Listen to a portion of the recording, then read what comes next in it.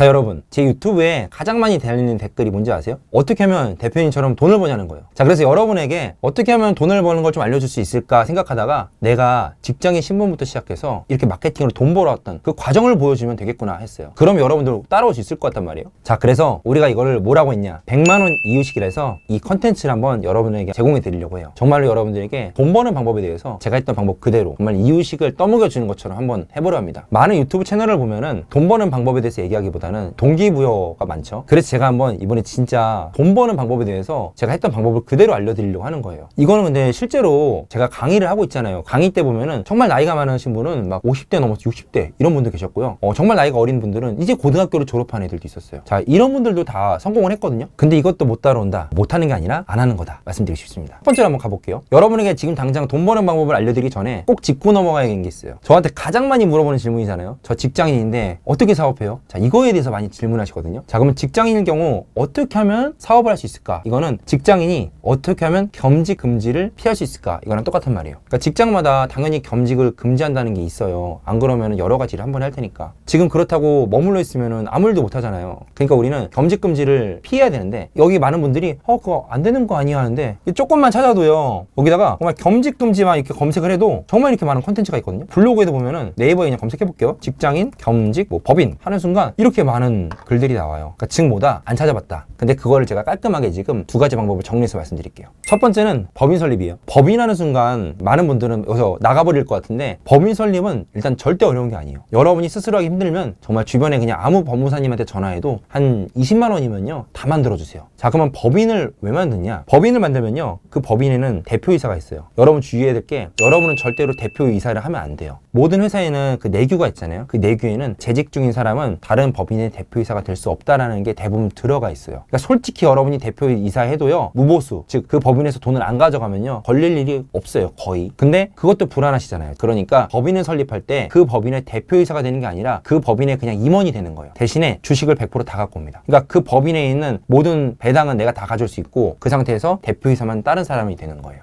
그럼 그 누가 돼야 돼요? 같이 하시는 뭐 가족이 돼도 되고 친구들끼리 같이 할 수도 있고요. 근데 이왕이면은 좀 가까운 사람인 걸 전 추천을 드려요. 그러면 겸업 조항에도 걸리지 않는 거예요? 겸업 조항에 대표이사가 안 됐으니까 일단 첫 번째로 안 걸리고요. 두 번째로는 그 법인에서 돈을 가져오지 않을 거란 말이에요. 그 법인에서 돈을 가져오는 순간 건보료라든지 국민연금 공단이라든지 이런 데서 신경 쓸 게 있거든요. 이거 보시는 분들은 어차피 퇴사할 생각이 있잖아요. 그러니까 처음에 1년, 2년은 그 법인에서 돈을 벌면 그 법인은 그냥 냅두는 거예요. 자, 그러면 나 돈 안 벌었죠? 그리고 법인의 대표이사도 아니죠? 검색해도 안 나오죠? 그러면은 겸직 금지에서 이제 해방될 수 있겠죠. 대표님, 근데 돈을 안 가져오면 굳이 부업을 할 필요가 있나요? 1년, 2년지를 생각해야 돼요. 제가 예를 들어서 100만 원, 200만 원 벌었어요. 근데 그걸 계속 가져오잖아요. 자, 그러면 이걸 보는 분들은 그거를 정말로 요긴하게 쓸 수도 있겠지만 대부분은 플렉서블이죠. 자, 근데 법인에 돈이 있으면 어떻게 될까요? 못 가져오죠? 그럼 그 법인으로 부동산 투자도 할 수 있고 뭐 주식 투자도 할 수 있는 거예요. 그러니까 그 돈이 죽은 돈이 아니에요. 내가 첫 번째 법인 들어오는데 그래도 뭔가 마음이 불안하고 법인이라는 말 자체가 부담스럽다. 그런 분들이 한 두 번째입니다. 두 번째 바로 가족 사업을 하는 거예요. 자기의 사랑하는 뭐 동생, 형, 뭐 부모님 이런 분들이랑 같이 사업을 하는 거예요. 이제 사업자의 명의는 부모님이 될 수도 있고 뭐 동생이 될 수도 있겠죠. 내 명의로 왜 하면 안 돼요? 왜냐면 본인 명의로 하는 순간 본인이 사업자를 내버리잖아요. 솔직히 사업자를 내고요, 돈을 많이 못 벌면요 몰라요. 직장에서 절대로 건보료가 오르지 않았기 때문에. 근데 제가 이걸 보시는 여러분들 성향을 알거든요. 일단 사업자를 내는 것 자체가 부담스러워요. 그쵸? 사업자 내면 뭔가 걸릴 것 같고 갑자기 누가 하나 감옥에 넣을 것 같고 그러잖아요. 자, 그런 분들을 위해서 말씀드리는 거예요. 대표님, 근데 이렇게 부업을 하려면 꼭 사업자나 법인이 있어야 되는 거예요? 없이도 할 수 있겠죠. 근데 그런 문제가 되는 게 이제 세금인 거예요. 이거 어떤 분은 그런 말씀 진짜로 하셨어요. PD님 말씀하신 것처럼 마케팅 대행을 하면은 저 광고주님이 저한테 50만 원 현금을 줬다. 그러면 나 그냥 이거 사업자 없이도 돈 번 거 아니냐? 맞죠? 근데 중요한 건 그 50만 원에 세금을 내야 되잖아요. 그러려면은 우리가 현금 영수증을 해줘야 돼요. 현금 영수증 해주려면은 우리가 사업자가 있어야 돼요. 그러니까 기본적으로 적법한 데에서 움직여야지 이 사업이 오래 영위가 되고 유지될 수 있으니까 결국엔 사업자를 있어야 됩니다. 이 두 가지는 인터넷 좀만 검색해도 나와 있어요. 하지만 여러분들 이거 본 순간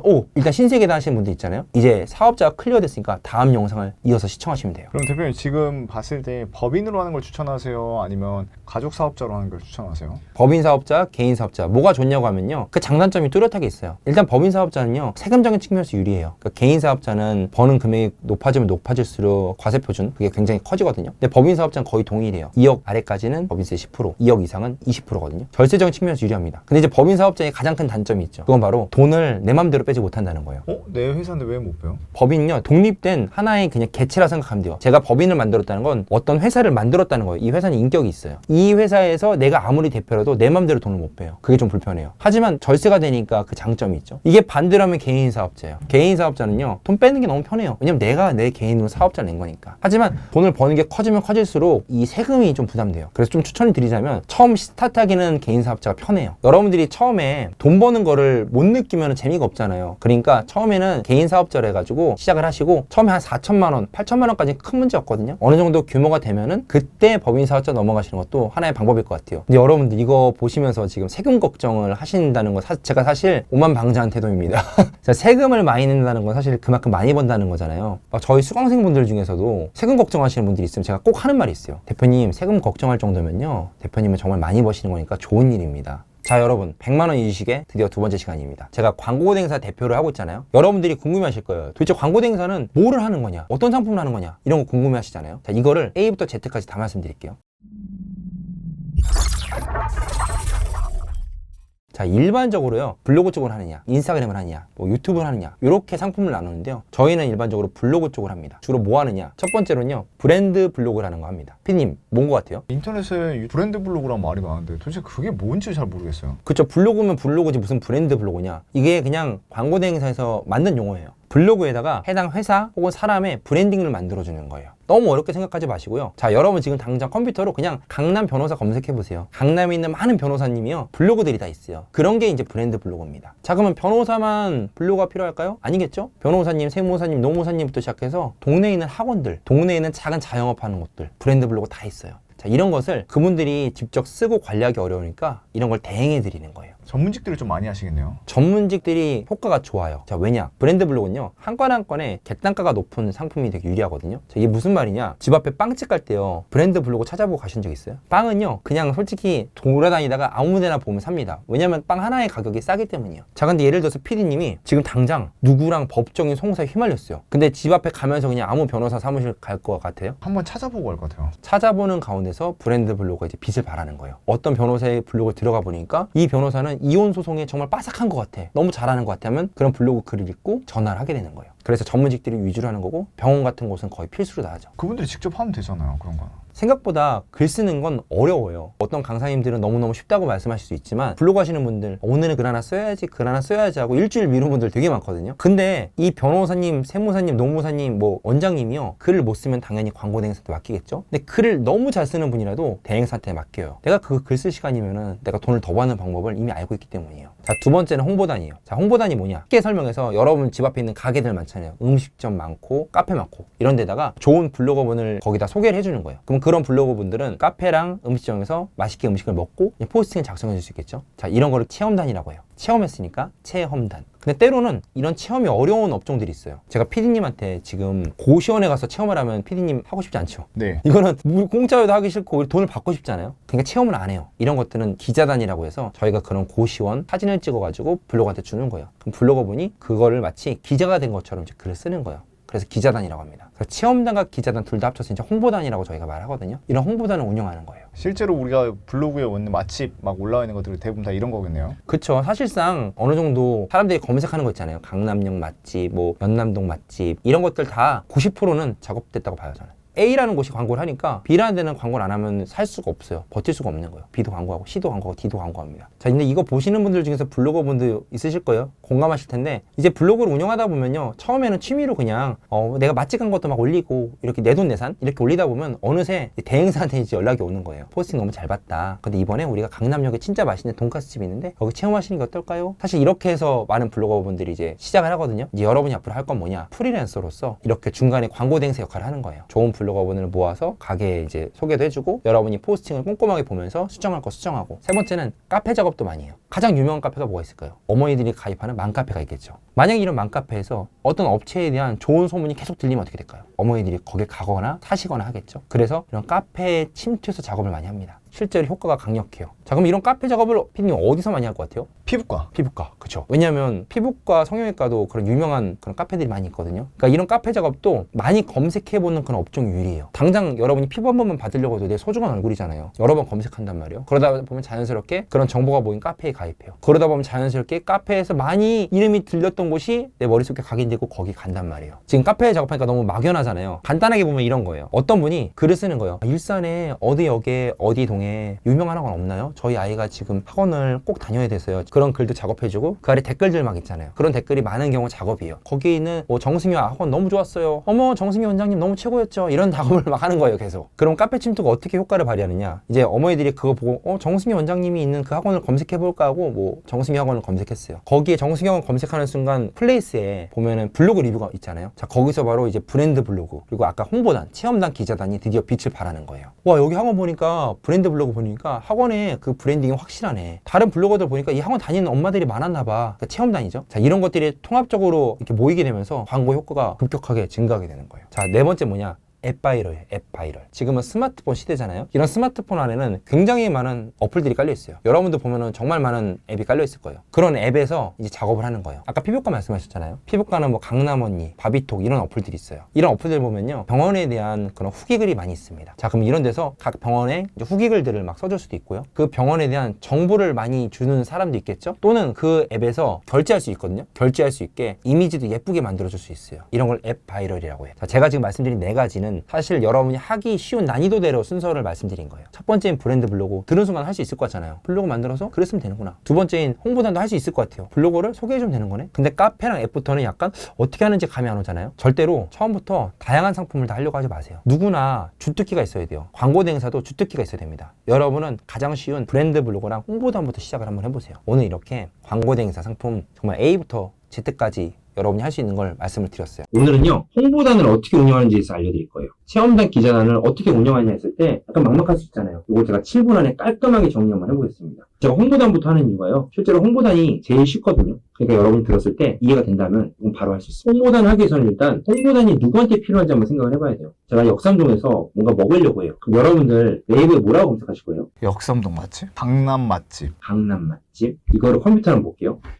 네이버 검색 광고 이렇게 검색하시면 네이버 광고라는 게 떠요. 여기에 가입하시면 됩니다. 보시면 여기에 이제 도구에 키워드를 누르면 키워드 검색할 수 있어요. 역삼동 맛집 조회하기 누르면 이렇게 해서 옆에 막 숫자가 잔뜩 나왔죠. 여기 보시면 이것만 보시면 돼요, 여러분. 월간 검색수 이게 한 달에 몇 명이 검색하는지를 말하는 거예요. 자 보시면 역삼동 맛집은 PC로는 1360건, 모바일로는 한 7000건에서 합치면 8000건 정도 되죠. 실제로 PC랑 모바일 중에 어떤 게 좀 더 좋아요? 무조건 여러분은 모바일 기준으로 봐야 돼요. 자, 왜냐? 여기에 딱 보세요. 역삼동 맛집도 1300 PC, 모바일 7000이죠. 역삼역 맛집 볼게요. PC가 6000, 모바일 24000이에요. 보통 모바일 검색량이 PC에 최소 3배 이상은 넣거든요. 쉽게 생각해보세요. 여러분이 역삼동 맛집 찾을 때요. 회사 컴퓨터 가져와서 막 길거리에서 검색하지 않죠. 그렇죠? 다니면서 검색을 하잖아요. 그러니까 요즘에는 다 다니면서 어지간한 건 검색돼서 모바일이 더 높아요. 우리는 검색을 많이 하는 걸 봐야 되잖아요. 그렇기 때문에 모바일 기준을 맞춰야 돼요. 자, 그럼 보면은 여러분 이제 궁금해하셔야 돼요. 역삼동 맛집을 보면은 내가 이걸 이 키워드로 체험단 기자단을 하면 안 되냐? 안 됩니다. 검색량 보세요. 합치면 8000 되죠? 역삼 맛집은 더 높아요. 합치면 14000 됩니다. 이런 키워드는요, 그만큼 훨씬 더 많은 사람들이 이 키워드에 지금 글을 쓰고 있다는 거예요. 왜냐면 한 달에 14000명이나 보는 키워드니까. 그러니까 여러분이 만약 운영하는 체험단 기자단한테 역삼동 맛집 혹은 역삼 맛집을 쓰게 하면 어떻게 될까요?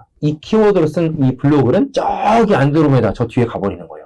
그러면 효과가 하나도 안 나겠죠. 홍보단, 체험단 기자단은요, 처음에 세부 키워드부터 잡아야 돼요. 저는 이 세부 키워드가 검색량 1000보다 낮아도 괜찮아요. 1000에서 왔다 갔다 할 수 있는 그런 키워드로 여러분이 잡으세요. 자, 그럼 그런 키워드 어떻게 찾을 수 있느냐? PC랑 모바일 있죠. 여기 보면은 모바일 순으로 정렬하면요, 검색량이 많은 것부터 검색량이 적은 걸로 갑니다. 자, 근데 이거를 다 일일이 보기에는 너무 힘들어요. 여기서 검색량 1000 정도로 봐야 되니까 필터를 씌울 거예요. 필터 만들기. 여기다가 전 일부러 역삼을 넣을 거예요. 모든 키워드 중에서 역삼이 뜬 것만 이렇게 보입니다. 역삼동 맛집은 검색량이 8000 정도 있어요. 근데 예를 들어서 여러분이 클라이언트가 역삼에 있는 고깃집이면 이거 어때요? 역삼역 고깃집 검색량 1000 정도 되죠. 이런 키워드를 잡는 거예요. 역삼 삼겹살, 역삼역 점심 맛집 좋죠? 역삼역 횟집 이런 키워드로 해서 체험단, 기자단 등의 홍보단을 하는 거예요. 홍보단은 일단 큰 키워드가 아니라 작은 세부 키워드부터 내가 운영해야겠구나. 그러면 이런 키워드를 누구한테, 어떤 업체한테 내가 의뢰를 받아야 될까요? 고깃집. 호기집이죠, 그죠? 그것도 역삼에 있는 곳이잖아요. 여러분, 이 세일즈는 나중에 제가 자세하게 영상에서 말할 텐데, 일단은 간단하게 보여드릴게요. 그럼 여러분이 직접 역삼 고깃집을 검색해보는 거예요. 돌고기 506, 저랑 아무 관계가 없는 곳입니다. 100억 한우 등등 나오잖아요. 근데 여기 보시면 이런 데는 광고를 이미 열심히 하는 곳이란 말이에요. 이렇게 광고 안 하는 곳, 저 뒤에 있는 곳들을 한번 찾아보는 거예요. 리뷰가 적은 거. 이렇게 플레이스에서 저 뒤로 찾던지 아니면 여러분들이 요즘에 네이버 지도가 잘 돼 있잖아요. 이 지도를 한번 거리들을 켜고 보는 거예요. 거기서 달려가는 겁니다. 여러분 직접 다녀도 되는데 날이 덥잖아요. 그렇죠? 그러면 여기 한식집이 여기 있네? 뭐 고깃집이 어디 있나? 이렇게 보시는 거예요. 그러면서 여러분이 여기 고깃집은 리뷰도 별로 없어. 블로그 광고 안 하는 거야. 근데 나는 역삼동 고깃집, 역삼동 삼겹살 이런 키워드 잡으면 되는 거 알아. 그러면 이런 고깃집에 가서 이제 여러분이 제안을 하는 거예요. 대표님 지금 보니까 광고도 안 하시는 것 같고 제가 역삼동 고깃집, 역삼동 삼겹살 이런 키워드는요. 제가 체험단, 홈 기자단 해서 위로 상위로 띄워드릴 수 있습니다. 그러면 최소한 한 달에 1000명 이상이 보는 키워드니까 10명만 와도 사실은 정말 많은 매출을 일으킬 수 있으니까 제가 그거 한번 해보겠습니다. 이렇게 제안을 하는 겁니다. 자, 그러면 여러분은 지금 어떤 키워드를 써야 되는지 알았고 어떤 업체한테 가서 계약을 해야 되는지도 알았어요. 그럼 이렇게 운영하는 거예요. 근데 대표님 이렇게 찾았잖아요, 업체를. 그럼 이제 체험단이나 기자단을 보내야 되는데 제 주변에 체험단이나 기자단이 없는데 어떻게 해요? 걱정하지 마세요. 지인 중에 찾을 필요 없습니다. 저희 같은 일반 대행사들은 다 DB가 있어요. 블로그 DB가 있는데 여러분들은 없을 거란 말이에요. 그런 게. 그쵸? 그럴 때는 여러분이 오픈 채팅에 찾으시면 됩니다. 여러분이 오픈 채팅에서 이렇게 체험단, 기자단을 검색하시면요. 정말 많은 이런 카톡방들이 있어요. 이런데 여러분이 입장하는 거예요. 지금 한번 그냥 10초도 안 걸리잖아요. 한번 입장해 보세요. 정말로 분 단위로 마케터들이 홍보를 올려요. 예를 들면 역삼동 고깃집 모니테이커집 오세요. 뭐 한 번에 3만원짜리 체험권 드립니다. 이런 게 많이 와요. 여러분도 그걸 보면서 내가 업체를 이렇게 해서 홍보해서 블로거들을 모을 수 있다는 걸 알게 되면 되는 거예요. 근데 그러면 블로거당 막 3, 4만원씩 줘야 되는 거잖아요. 주는 게 아니라 체험을 시켜주는 거예요. 체험단은요. 일반적으로 비용을 주지 않습니다. 그럼 나는 돈을 어떻게 벌어요? 그럼 저는 뭘 모르냐? 좋은 질문이에요. 그러니까 마케터인 여러분들은 중개를 해줬잖아요. 그렇죠? 블로거를 한 달에 5명, 10명씩 보내고 있잖아요. 그러니까 여러분은 광고비를 받는 거예요. 체험단을 제가 한 달에 10명 보내드리겠습니다. 그리고 좋은 체험단을 잘 보내드리고 글도 제가 검수하겠습니다 하고 여러분이 뭐 30만 원, 50만 원을 받는 거예요. 브로커가 되는 거군요. 중개인이 됩니다.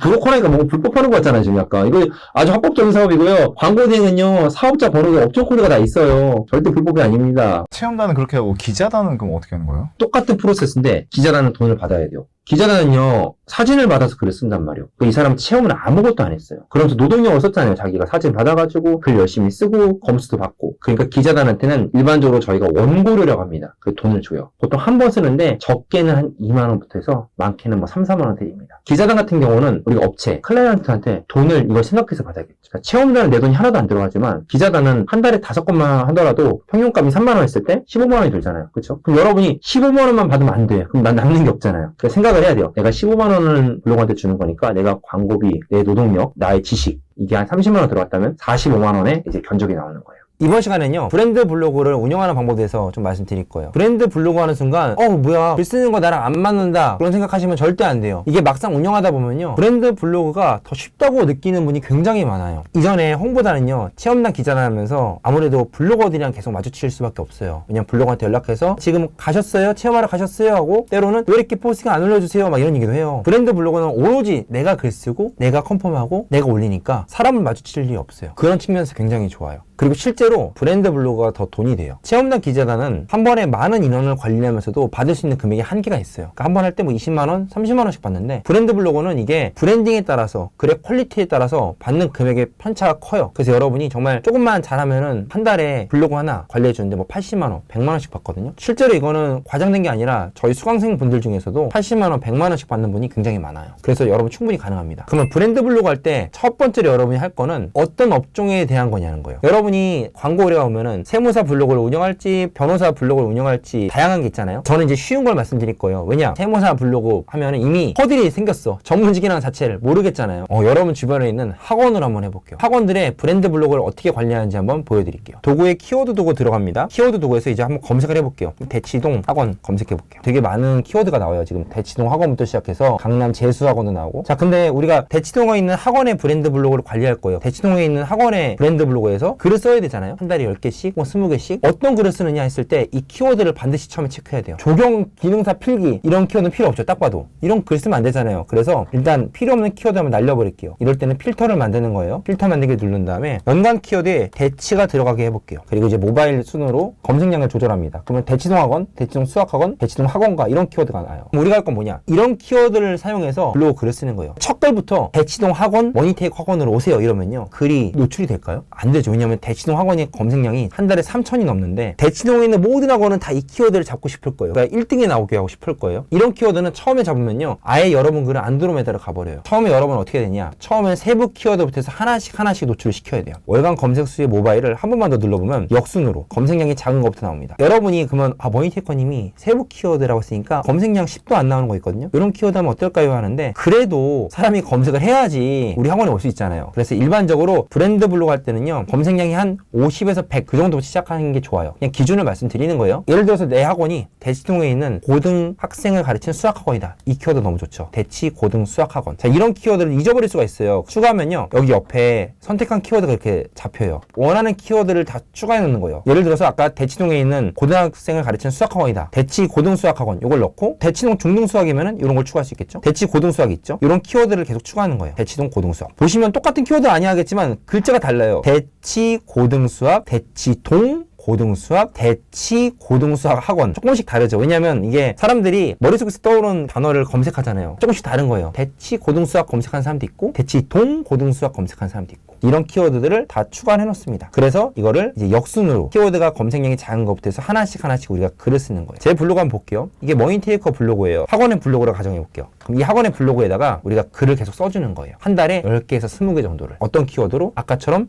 세부 키워드로. 또 하나 팁을 드릴게요. 대치동에 있는 키워드만 잡으니까 생각보다 키워드가 많지 않을 수 있죠. 대치동이라는 동네 한계가 있잖아요. 그럼 어떻게 되냐? 대치동 고등수학학원, 뭐 대치 고등수학학원, 대치 고등수학 이런 거 쓰다가 그 다음에는 학교로 넘어갈 수도 있어요. 예를 들면 대치동에 휴문고가 있어요. 휴문고 수학학원, 휴문고 고등수학 이런 키워드 쓸 수 있겠죠? 실제로 왜 고등학교를 이렇게 붙여가지고 검색을 하는 거예요? 왜냐면 이런 경우가 많아요. 우리 아이를 휴문고 이번에 보냈어요. 휴문고 애들은 어떤 학원을 많이 가지? 이런 걸 검색하는 거예요. 도곡초 수학학원 이런 식으로도 검색 많이 해요. 근데 이거는 검색량이 작아도 무조건 잡아야 되는 게 이미 도곡초 수학학원 한순간 이 엄마는 도곡초에 다니는 엄마란 말이에요. 검색량이 작아도 올 의지가 아주 충만한 엄마예요. 그러니까 반드시 이런 학교도 잡아놓으면 좋아요. 더 있어요. 대치동은 강남이잖아요. 강남 수학학원, 강남 고등 수학학원. 좀 더 동네를 넓혀도 괜찮아요. 이런 식으로 계속 키워드를 발굴해 나갑니다. 그리고 이런 키워드를 브랜드 블로그에 써서 글을 쓰는 거예요. 딱 들었을 때 브랜드 블로그를 왜 맡기는지 알 거예요 아마. 왜냐? 일반적으로 업체 대표님들은 이런 걸 몰라요. 그러니까 어떻게 그랬으냐? 처음에 딱 그래 나 이제 학원 냈어. 브랜드 블로그 운영해야지 하고 딱 앉아서 처음에 하는 게 대치동 학원, 우리 학원이 최고입니다. 이걸 계속 써요. 계속 글마다. 그러면서 말을 해요 나중에. 왜 난 대치동 학원을 한 20개 정도 글 썼는데 하나도 노출이 안 되죠?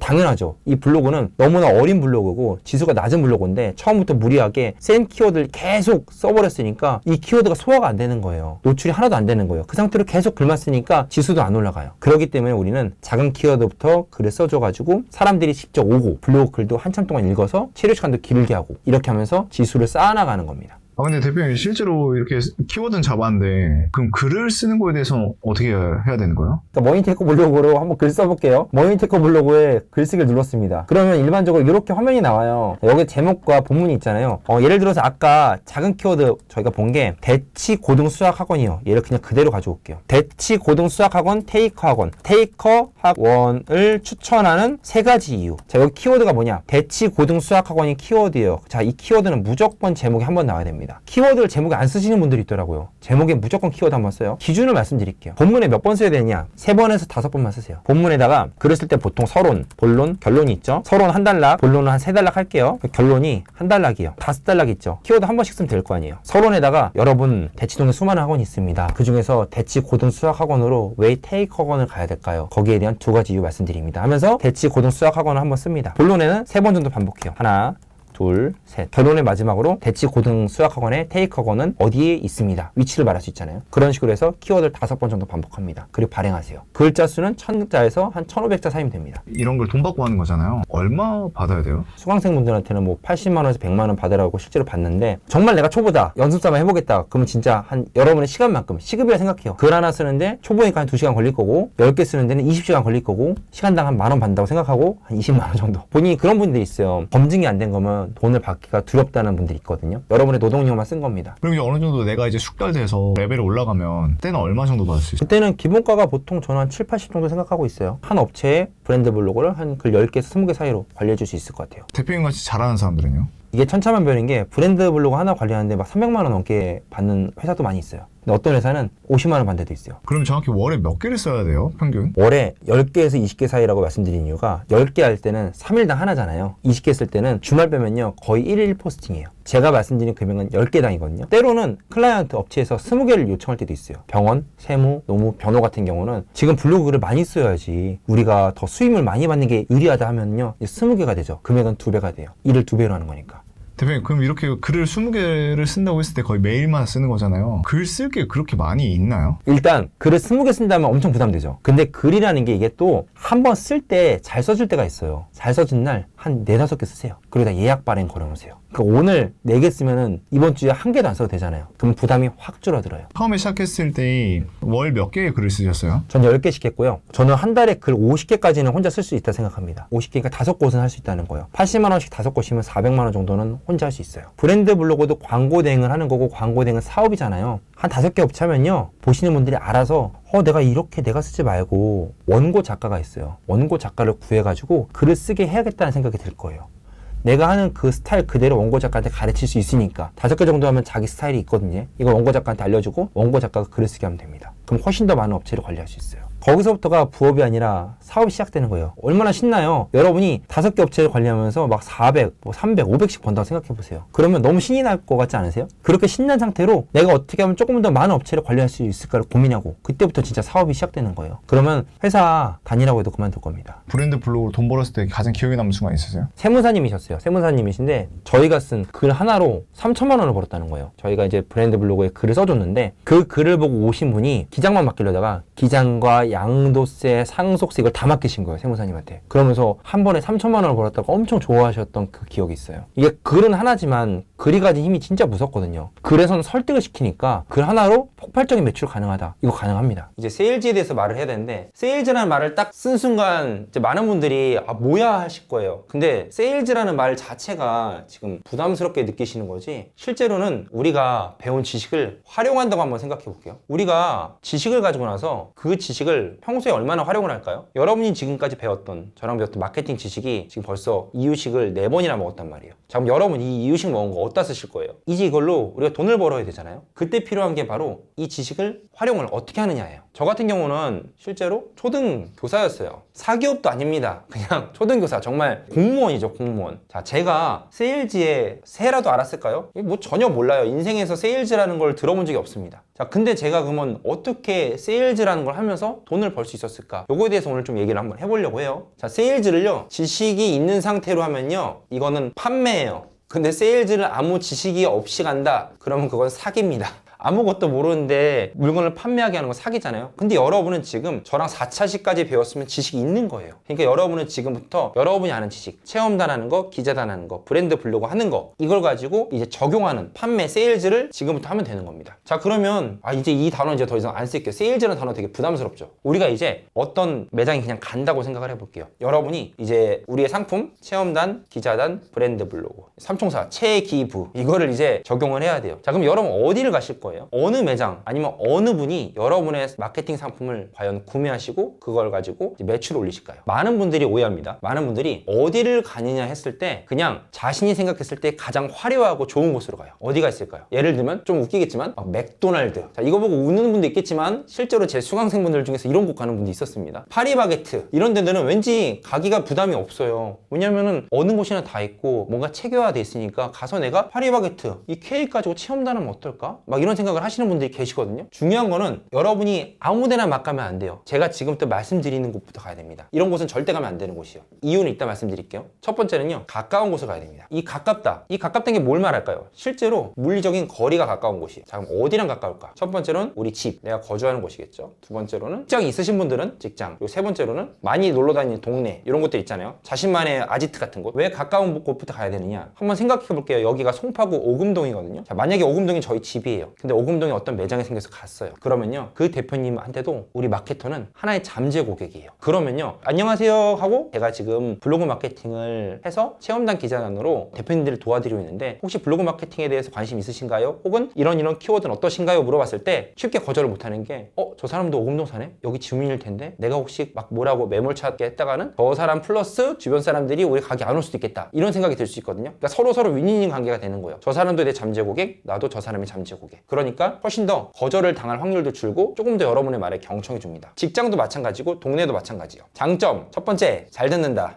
상대적으로 잘 듣는 거예요. 이건 실제로 경험입니다. 할 말이 많아요. 여기 동네에 대해서 말할 수도 있고 편하게 말할 수 있잖아요. 저희 집 주변이니까 삼겹살 집이라면 대표님 요즘에 여기 주변에 삼겹살 집 너무 많이 생겼죠. 그럼 대표님도 편하게 저기 있는 대박 삼겹살 저기 때문에 나 미치겠다니까, 이렇게 얘기를 할 수 있는 거예요. 자연스럽게. 저도 얘기할 수 있잖아요. 대박 삼겹살 거기 리뷰가 몇 개고요, 근데 맛은 별론 것 같던데 하면서 자연스럽게 제안이 가능해요. 두 번째는요, 이것도 꿀팁입니다. 실제로 진행을 했을 때 더 효과 측면에서 좋아요. 이게 무슨 말이냐, 자, 마케팅을 진행해요. 당장 집 주변에 있는 삼겹살집을 우리가 계약을 했어요. 근데 대표가 이럴 수 있잖아요. 이번 주 주말에 내가 급하게 체험단이 필요해, 혹은 이번 주 주말에 누가 와서 사진을 좀 찍어주면 좋겠어, 이런 말 할 때 거리가 멀잖아요. 그러면요, 심리적 부담감이 생겨요. 인천이라 생각해봐요. 잠깐만, 나 주말에 가는데 2시간, 오는데 2시간, 나 약속 취소해야 되나? 이번 주말 못 간다고 해야 되나? 어떡하지? 다음 주에 몰아서 할까? 이런 것들이 광고 효과를 줄일 수 있거든요. 근데 집이랑 가까우면 대표님 이따가 오면서 찍어드릴게요, 혹은 출근하기 전에 대표님 잠깐 들릴게요, 이렇게 되니까 서로 커뮤니케이션이 많아지고 광고에 대한 효과가 좋아지고, 광고의 효과가 좋으면 광고를 지속하게 되고, 이런 장점이 있어요. 자, 그래서 여러분은 처음으로 가까운 곳부터 무조건 가야 됩니다. 자, 그러면 가까운 곳에 했을 때 단점은 없냐? 있습니다. 한 가지 유일하면서도 가장 강력한 단점, 나를 알아볼 수 있다. 자, 실제로 저 같은 경우는 집 주변에 갔어요. 진짜 3-4번 갔어요. 왜냐면 가깝잖아요. 가까운 곳은 많이 가게 되거든요. 왜냐면 나도 먹고 싶으니까 삼겹살집에 3-4번을 갔어요. 안면도 친해졌고 사장님한테 명함도 줬어요. 근데 그때 2주일 있다가 저희 회사 단체 회식을 거기로 갔어요. 그때부터 이제 등에서 식은땀이 막 줄줄 나고, 사장님 제발 내 테이블 오지 마세요, 내 테이블 오지 마세요, 이렇게 했던 나를 알아볼 수 있다, 이런 단점이 있습니다. 혹은 길 가다 마주칠 수 있다, 이런 단점이 있는데, 자, 이 단점 무서워서 가까운 곳 가지 말까 했을 때 저는 비추. 왜냐, 사장님이 나를 알아볼 수 있다는 건 내 생각인 거고, 사장님한테 나는 정말 스쳐가는 사람 중에 하나란 말이에요. 그러니까 이런 걱정하지 마시고 큰 장점을 보고 가까운 곳부터 가세요. 기준도 말씀드릴게요. 가까운 곳 하면은 기준은 제가 봤을 때는 1km 내외, 즉 걸어갈 수 있다. 지하철을 이용한다는 건 좀 가까운 건 아닌 것 같아요. 걸어갈 수 있을 정도의 거리입니다. 두 번째는 마케팅을 안 하는 곳 가셔야 돼요. 무슨 말이냐, 가까운 데 가라니까 리뷰가 9,999개짜리를 가요. 막 이게 리뷰가 꽉 찬 곳 있죠. 자, 이런 곳에 가요. 제가 왜 가느냐 보니까 실제로 이렇게 리뷰가 많은 곳은 보통 손님들이 되게 막 바글바글하고 정신없거든요. 그런 곳은 자기도 뭔가 가기 편한 거예요. 그래가지고 이제 편하게 갔다가 편하게 거절을 당합니다. 보통 이렇게 리뷰가 많은 곳은 굉장히 장사도 잘 되고, 굉장히 장사가 잘 된다는 뜻은 뭐냐면 사장님을 만날 확률이 줄어든다는 거랑 똑같아요. 처음 가신 여러분들은요, 거기 계신 분이 사장님인지 아닌지 여러분 알 수 있을 것 같아요. 판별이 쉽지가 않아요. 특히 이런 곳은 사람이 많잖아요. 그러면 저기 포스기에 서 있는 사람이 사장님인지, 저기서 막 지시하는 분이 사장님인지 여러분은 알기 쉽지 않아요. 그러니까 이런 곳에 가는 게 아니라 마케팅 안 하는 곳, 리뷰 수로 말할게요. 여러분이 마케팅 하는지 안 하는지 판별하기 어려우니까 리뷰 수가 10개에서 50개 정도면은 그냥 안 하는 곳 생각하면 돼요.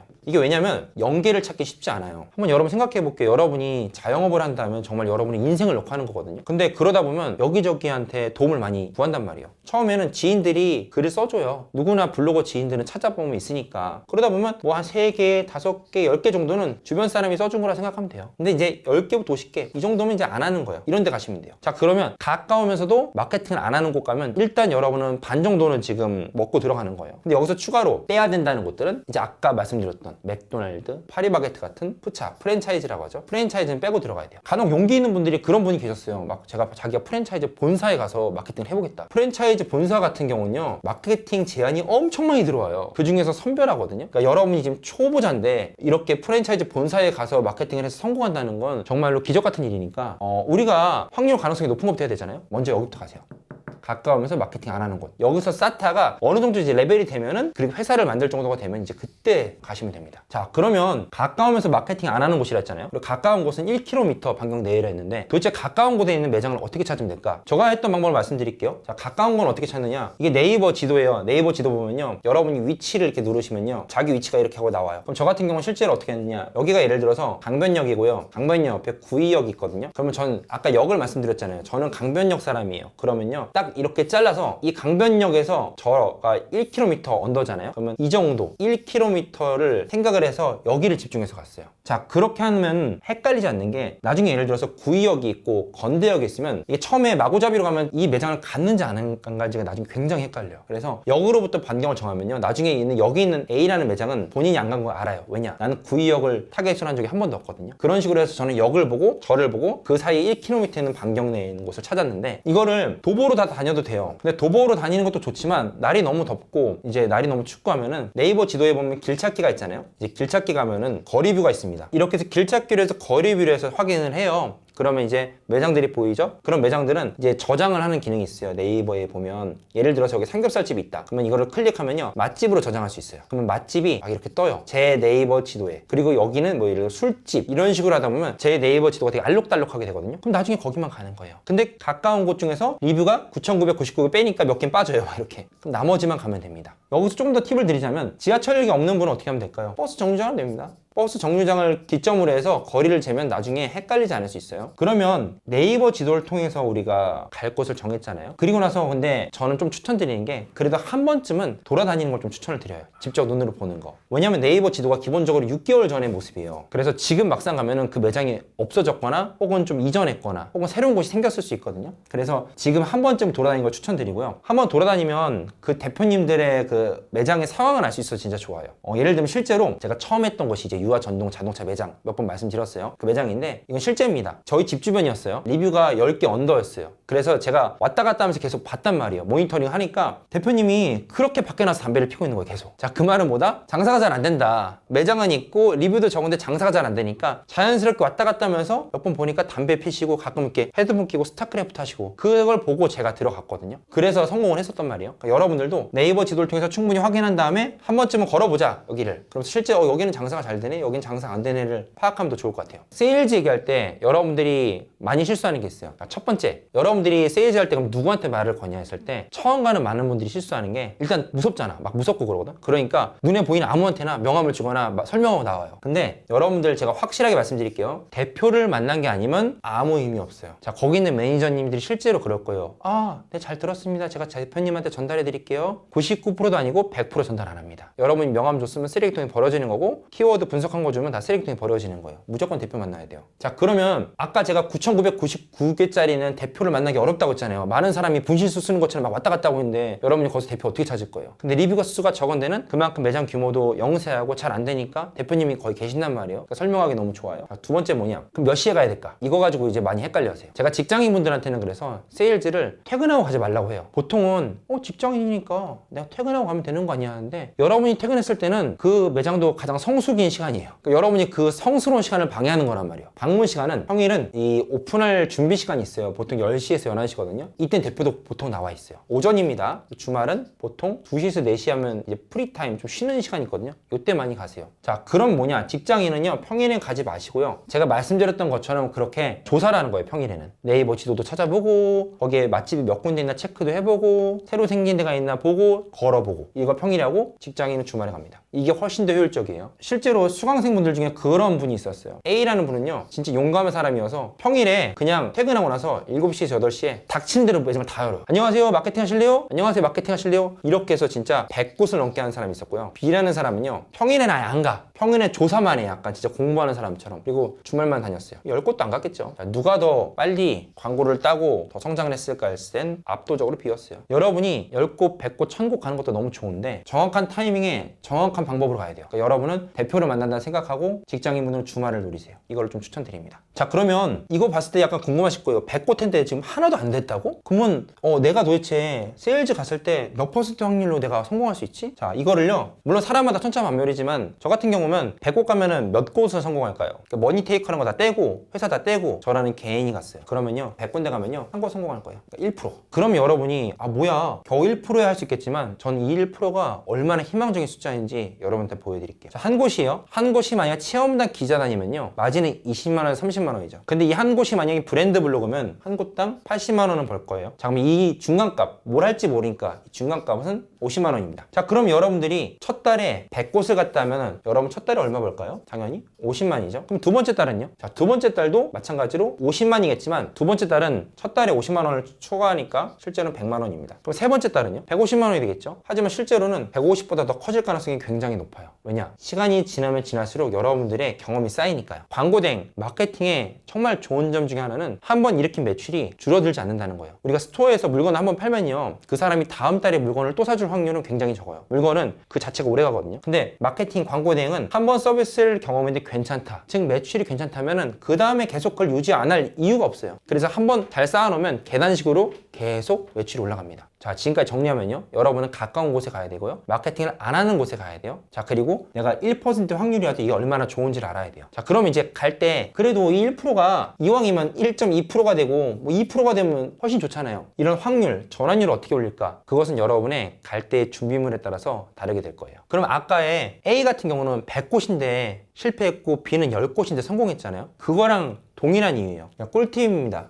여러분이 갈 때 전환율을 올리려면 여러분이 준비물을 가져가면 좋아요. 자, 그럼 그 준비물이 뭐가 있을까요? 너무 거창하지 않아도 돼요. 오로지 그 예비 클라이언트, 그분이 봤을 때 정말 이 사람한테 맡기면 매출이 오르겠는데 이걸 보여줄 수 있으면 돼요. 그게 뭐냐? 첫 번째로는요, 키워드를 분석해서 가져가야 돼요. 자, 이게 무슨 말이냐? 자, 여기가 송파구의 경찰병원역이거든요. 그러면 이 경찰병원역에 있는 맛집을 갈 거면 여러분이 어떤 키워드로 체험단 기자단을 이분들한테 줄지를 미리 분석해 가는 거예요. 자, 예를 들어서 경찰병원역 맛집을 검색한 검색량, 그리고 경찰병원역에 있는 고깃집이면 경찰병원 고깃집, 뭐 오금역 고깃집, 가락시장역 고깃집, 가락시장 고깃집 등 이 주변에 있는 역과 해당 업종을 섞어가지고 이런 식으로 키워드를 만들어서 가는 거예요. 자, 그러면 그냥 가는 것과 키워드를 만들어 가는 게 완전 하늘과 땅이에요. 이 매장 대표 입장에서는 우리 말이 값어치가 없는 말이면 들을 필요가 없잖아요. 근데 이 사람이 그냥 온 게 아니라 나름 우리 매장에 대해서 분석을 해왔어. 대표님, 여기 가락시장 경찰병원역에 있는 고깃집들은요, 이런 키워드를 잡으시면 좋고요, 이런 키워드에서 제가 상위를 올려드리겠습니다. 이런 키워드를 분석해온 걸 보는 순간 매장 대표는 이 사람이 그냥 온 게 아니라 나름 내 매장에 대해서 분석하고 왔구나. 거기다가 이 사람은 여기 오금역 가까이 사네? 그러면 나한테 조금 내가 급하거나 할 때 도움을 주지 않을까? 우리 주민이니까 그런 생각을 할 수 있고, 거기다가 때마침 마케팅도 많이 안 한 곳이야. 마케팅이 필요한 곳이야. 그러면 더더욱 이 확률이 올라가겠죠. 그래서 키워드 분석을 하셔야 돼요. 자, 이 키워드 분석은 어려운 게 아니고 제가 한 그대로 하시면 됩니다. 두 번째로는요, 글을 가져가시면 더 좋아요. 이 글을 가져가라는 게 글을 그 앞에서 멋지게 쓰라는 게 아니라 여러분이 예를 들어 체험단 기자단을 진행한다, 혹은 브랜드 블로그 진행한다 했을 때 어떤 식으로 블로그한테 글을 쓰게 할지를, 혹은 내가 글을 쓸지를 보여주는 거예요. 여러분이 꼭 그걸 완벽하게 써서 보여드릴 필요는 없고요, 여러분이 열심히 검색하다 가락시장역에 있는 고깃집, 경찰병원역에 있는 고깃집을 검색을 하다가 어떤 블로그가 진짜 글을 잘 썼어요. 내가 봐도 여기 고깃집 가고 싶게 그렇게 글을 썼어. 그럼 그런 고깃집의 글을 잘 캡처해가지고 본인이 이런 스타일로 글을 쓰겠다는 걸 어필하면 돼요. 왜냐면 이 사람 글체가 너무 좋으니까 나도 이런 스타일로 해서 정말로 먹음직스럽게 사진도 잘 찍어서 포스팅해서 올려드리겠다, 이렇게 어필하면 이게 시각적으로 보이잖아요. 키워드 분석한 걸 보고 괜찮은데 싶으면서도 이제 뭐 딱 보여지는 게 없으니까 아리까리한 감정을 이런 글을 보면서 이제 확신이 되는 거죠. 이 사람 우리 동네 사람인데 성실한 것 같고 키워드도 분석해갖고 글도 이런 식으로 쓴다고 해. 그러면은 내가 어차피 마케팅을 한번 해보려고 했으면 충분히 이 사람이랑 연락할 필요가 생기는 거죠. 준비물 두 가지까지 말씀을 드렸어요. 자, 근데 이렇게 해서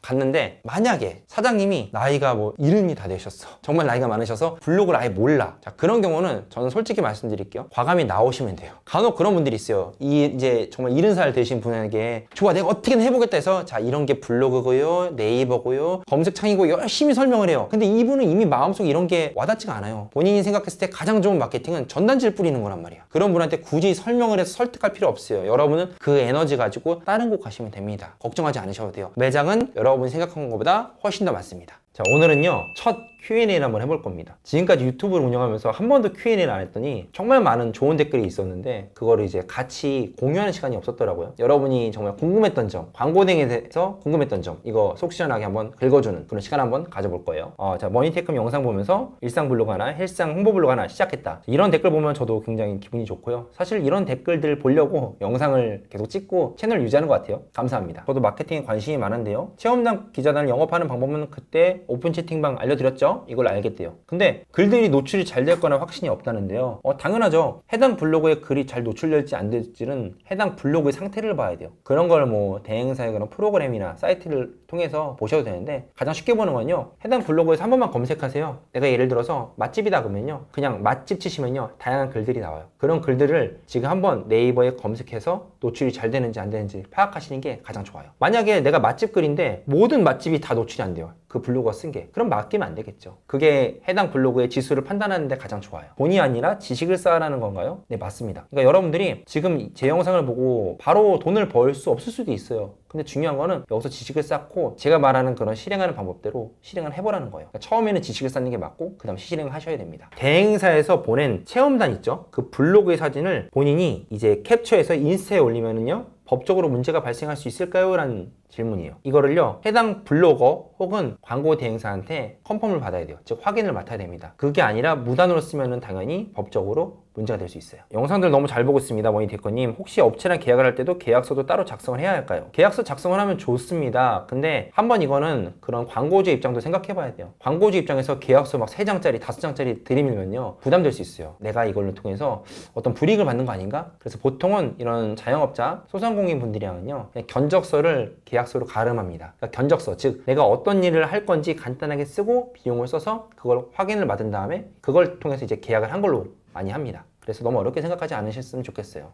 이거 굉장히 많이 물어보시는 거예요. 사업자 등록 없이 진행해도 되는 건가요? 근데 이거는 제가 지난 영상에서 말씀을 드렸는데, 결과적으로 사업자 등록은 있어야 돼요. 세금 때문이죠. 근데 이거를 너무 힘들게 생각하지 마시고요. 첫 번째로는요, 법인 사업자를 하실 수 있고요. 두 번째로는요, 가족 사업을 하실 수 있어요. 그러니까 처음에는 뭐 프리랜서로 막 사업자 없이 하는 분들 분명히 있어요. 근데 나중에는 사업자 번호가 필요합니다. 그래서 저도 네이버 검색 광고 들어가 봤는데 비즈머니 충전 이런 말이 되어 있고 한데 돈 내고 해야 하는 건가요? 이거 아마 네이버 검색 광고에서 돈 내야 되냐 물어보신 것 같은데 돈 안 냅니다. 그러니까 비즈머니 충전은 뭐냐면요, 여러분만의 광고를 돌릴 때 들어가는 돈이고요. 여러분 지금 광고 돌리는 게 아니라 그냥 들어가서 키워드 찾는 거잖아요. 무료입니다. 편하게 가입하세요. 머니테이컴 영상 보고 바로 블로그에 세무사 마케팅 글을 쓰려고 합니다. 근데 다른 업체 블로그 보니까 처음 쓰는 블로그에 저희 업체는 이런 성과를 낼 수 있으니까 연락을 주십시오, 이렇게 쓸 수 없냐는 거예요. 당연히 쓸 수 없죠. 그러니까 처음 하는 사람이 내 블로그에 어떤 종류의 글부터 써야 되냐, 이건요 자기 증명부터 쓰는 게 좋아요. 그러니까 처음에 세무사가 제 블로그에 들어왔어요. 변호사가 들어왔어요. 그러면은 뭘 봐야 되냐, 이 사람이 글을 얼마나 잘 쓰느냐, 이거밖에 볼 게 없거든요. 뭐 당장 지금 매출난 것도 없고 내가 어떤 레퍼런스가 없으니까 다른 블로그를 많이 보시면서 나만의 블로그 그런 글의 스타일을 보여주세요. 그러니까 그 사람들이 봤을 때 결론은 뭐냐면, 와, 이 사람 글 매력적이다, 이걸 느끼면 되니까 여러분이 세무사, 변호사, 노무사에 대해서 조금만 공부하시고 한번 매력적인 글 한번 써보세요. 그게 가장 좋을 것 같아요. 지방의 작은 읍인데 가능할까요? 가능합니다. 그러니까 이렇게 생각하면 좋아요. 지방도요, 광고 대행사가 엄청 많거든요. 전에 한번 전주에 계신 분이 그런 말을 하셨어요. 저는 전주인데요, 가능할까요? 근데 제가 아는 전주의 유명한 대행사가 수십 개예요. 걱정하지 않으셔도 됩니다. 지방이면요, 읍이 너무 사람이 적다 하면요, 그 주변의 읍까지 합쳐서 키워드를 잡으면 되니까 걱정하실 필요 없어요. 혹시 챗 GPT가 광고 대행사의 경쟁자가 될 수 없을까요? 그러니까 5년만 지나면 뭐 말로 이러한 광고 글로 뭐 강화학습해서 이러한 블로그 글 3일에 한 번씩 만들어줘, 이렇게 되니까 글 쓰면 의미 없는 거 아니냐. 물론 언젠간 이럴 수 있겠죠. 근데 여러분 지금 당장 돈 안 벌 거예요? 챗 GPT가 지금 이렇게 한다고 여러분이 돈 안 벌 거면 하면 안 되죠. 근데요, 지금 챗 GPT는요 절대로 글은 흉내내도 브랜딩을 넣을 수 없어요. 이게 무슨 말이냐, 예를 들어서 어떤 세무사님이 할게요. 이 세무사님에 대한 세무글은 챗 GPT가 쓸 수 있어요. 근데 정승효 세무사라는 사람을 챗 GPT가 알까요? 절대 몰라요. 그러니까 브랜딩을 만들 수 없어요. 근데 그런 브랜딩은 누가 만드냐?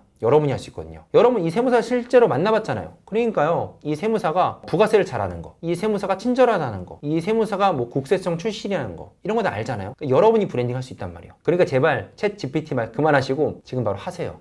시간은 여러분을 기다려주지 않습니다. 사실 저는 솔직히 말씀드리면 좀 핑계라고 생각합니다. 핑계예요. 왜냐면 챗 GPT 때문에 이렇다면 지금 광고 대행사가 지금 다 망해야 되거든요. 근데 지금도 수많은 광고 대행사가 생기고 있고 매출이 오르고 있어요. 제가 2019년에 이 판에 들어왔잖아요. 그때도 굉장히 많은 분들이 이런 질문을 하셨어요. 챗 GPT가 아니라 네이버 블로그 이미 망한 거 아니냐, 지금 들어가도 되냐. 저는 그때 들어갔습니다. 티스토리 해도 되나요? 안 됩니다. 이거는 너무 심플하게 안 됩니다밖에 안 되는데 이게 무슨 말이냐면 그러니까 T스토리로 브랜드 블로그 만들어도 되냐는 건데 이건 쉽게 생각해서 여러분들 혹시 세무사님 검색할 때 T스토리로 검색하셨나요? 다음 가셔서? 그런 분 거의 없을 거예요. 자, T스토리는요 네이버 기반이 아니에요. 그러니까 T스토리로 브랜드 블로그 하거나 체험단 기자단 하는 거 추천드리지 않습니다. 명쾌하게요. 당장 저만 해도 맛집 검색할 때 다음 안 쓰거든요. 죄송합니다. 다음 관계자분들 죄송한데요. 저는 T스토리 추천드리지 않습니다. 이건 솔직한 마음이에요. 1년이 넘게 지난 현재 마케팅 사업 지금 바로 하라는 게 유효한가요? 지금은 많이 뛰어들어서 파이가 많이 줄지 않았나 조심스러워지네요. 제가 좋아하지 않는 단어가 있는데 조심스럽다입니다. 조심스러운 게 물론 리스크를 줄여주긴 하는데 이게 3개월 전 댓글이거든요. 저는 개인적으로 이분이 지금 시작했으면 좋겠어요. 왜냐하면 1년 또 지나잖아요. 1년 지나면 또 이 댓글 또 나와요. 또 1년 지나면 또 나와요. 그러니까 지금 바로 하시면 됩니다. 감사합니다. 브랜드 블로그 운영 비용은 얼마나 받으시나요? 저희 회사는 많이 받아요. 여러분한테는 한 달에 한 80만 원 정도 받으라고 했는데요. 저희 회사는 그거의 2배 이상은 받는 것 같고요. 실제로 저희보다 더 많이 받는 광고 대행사도 굉장히 많습니다. 이거는 약간 광고 대행사의 그런 브랜딩, 경력, 경험, 실력 이런 거에 따라서 천차만별인 것 같아요. 자, 당분간 매출이 안 나도 사업자 만들어놔도 될까요? 당장 돈 벌어야 되는 상황인데 직장 월급으로는 한계가 있습니다. 일단요, 사업자는요, 매출이 빵원이어도 만들어도 되고요. 사업자를 만든다고 돈이 드는 것도 아니에요. 사업자는 지금 당장 만드시고요. 이 사업자를 통해서 글 쓰신 분이 정말로 차근차근 공부하시면서 수입을 발생시키고 이 직장 월급의 그 한계를 깨시길 바랍니다. 공무원의 경우 부업 경업 세팅을 어떻게 하면 좋을까요? 제가 이걸 이 영상에서 한번 말씀을 드렸는데, 자, 공무원의 경우는 다시 말씀드릴게요. 크게 2가지. 첫 번째는요, 법인을 만들어서 하는 겁니다. 두 번째로는요, 가족 사업을 통해서 할 수 있어요. 이 2가지 모두 가장 어려운 공무업, 공기업 이 대상으로 했기 때문에 나머지 직장인들은 다 통할 것 같아요. 자, 이분은요, 저한테 전공과 전직을 살려 그러니까 수학 영재교육 같은 사교육 이런 거는 고려하지 않느냐는 그런 질문이세요. 솔직히 고려하지 않았어요. 왜냐면은 제가 이미 사교육을 잘 알고 있거든요. 이분 진짜 논문까지 찾아봤다는 분이신 것 같은데, 사교육은 사교육대로 저는 그 교육의 그런 중심 틀에서 똑같다고 생각했어요. 근데 저는 거기서 완전히 나와서 정말 더 확장성 있는 그런 걸 찾았고, 그게 바로 광고 대행이었습니다. 광고 대행을 한번 배워놓으면 정말로 제 사업도 엄청나게 많이 벌려도 다 금가는 마케팅이잖아요. 그래서 확장 가능성이 있다 생각했고, 실제로 저는 지금 사업에 적용하고 있으니까 이 길을 후회하지 않습니다. 병원 업체도 위임을 하는지 궁금합니다. 이건데요. 위임을 합니다. 직원분들과 같이 일을 해요. 혼자서 하면요, 할 수 있는 광고 업체가 10개를 넘어갈 수가 없어요. 병원이든 변호든 모든 전문직들 전부 다 광고 대행사는요, 대표 혼자 일하지 않고 다 같이 일하는 팀장님과 사원분들이 있습니다. 그러니까 걱정하지 않으셔도 되고, 잠깐만, 이분 사업자 5월에 내고요, 현재 10개 업체 하고 있대요. 뭐야, 한 가게당 230만 원. 뭐야, 잘하고 계시잖아요. 잠깐만. 엄청 잘하고 계신데? 축하드립니다. 나 지금 초보자인 줄 알고 말했는데, 잠깐만, 10개 업체 하고 계시다고요? 그럼 얘기가 달라지죠. 글 쓰신 분 이거 꼭요, 10개 업체 하시면 이제 본인 한계가 온 거예요. 그러니까 직원 뽑으셔야 돼요. 뽑으셔야 됩니다. 첫 번째 직원분은요, 아예 모르시는 분보다는 같이 도울 분이어야 되니까 경력자를 뽑으세요. 처음에 이 버시는 금액이 줄어들어서 속상할 수 있는데 위임이 필요한 단계입니다. 꼭 위임하셔요. 고2 딸이 아무리 봐도 공부머리가 없는데 자꾸 공부에 미련을 가져요. 차라리 일찌감치 머니테이커님께 블로그 마케팅을 배우면 어떨까 하는데 제가 이상한 부모일까요? 일단 고2 따님을 저희 회사에 보내도 저는 받을 수가 없고요. 일을 시키면 안 되잖아요. 제가 고2니까. 근데 공부는 제 개인적인 생각입니다. 저도 이제 아이가 있으니까. 저는 공부머리가 없다고 하면요, 공부를 많이 안 시킬 것 같아요. 그리고 조금 더 이제 사업적인 거라든지 자본주의에서 할 수 있는 거라든지 이런 걸 좀 가르치고 싶은 건 저희 개인적인 교육관입니다. 책 기다리다 현기증이 날 것 같지만 이악 물고 버티겠습니다. 요건 아마 제가 이제 책을 낸다고 했던 1년 전 영상인 것 같아요. 그 책이 현재 지금 11월 출간 목표로 해서 다 썼어요. 책은 다 쓰고 이제 교정 들어가고 있고요. 나오면 바로 유튜브에 말씀드리겠습니다. 이벤트도 할게요. 블로그 마케팅 관련 책이나 강의 추천해 줄 수 있는 거 있으실까요? 했는데요. 사실 블로그 마케팅 책은요, 굉장히 원론적인 책밖에 없어요. 그래서 추천드리고 싶은 건 없고요. 차라리 제가 전에 영상에서 말씀드렸던 레버리지란 책 그거 추천드리고, 블로그 마케팅 관련해서 추천드리고 싶은 책은 앞으로 나올 제 신간입니다. 그거 추천드릴게요. 저 같은 경우는 사실 그래 책으로 배우지 않았고요. 구글링 검색부터 시작했어요. 블로그 마케팅이 뭔지부터 시작해서 그 개념을 구글, 유튜브로 학습하고 정원제 키워드 분석법 공부하고 바로 들어갔습니다. 그때도 저도 책 진짜 많이 찾아봤거든요. 교보문고랑 이런 데 가서 다 찾아봤는데 하나도 없더라고요. 실무에 대한 게. 그래서 책은 좀 추천하지 않아요. 이분은요, 무료 및 유료 강의들은 어떤 채널로 들을 수 있을지 궁금합니다 했는데요. 무료 강의는요, 제가 지금 유튜브에 보면요, 레벨업 클래스라고 해서 거기 신청하시면 무료 강의가 저희가 거의 뭐 3개월이나 6개월에 한 번씩 해요. 그때 댓글에 이제 링크를 받아보실 수 있고요. 유료 강의는 제가 1년에 몇 번 안 해가지고 무료 강의 들으신 분들에게 판매를 하고 있습니다. 그래서 사실 유료 강의 찾는 분이 굉장히 많았어요. 결제를 하고 싶다는 분이 많았는데 따로 판매하고 있지 않고 무료 강의 할 때 그때만 판매하고 있으니까 양해 부탁드립니다.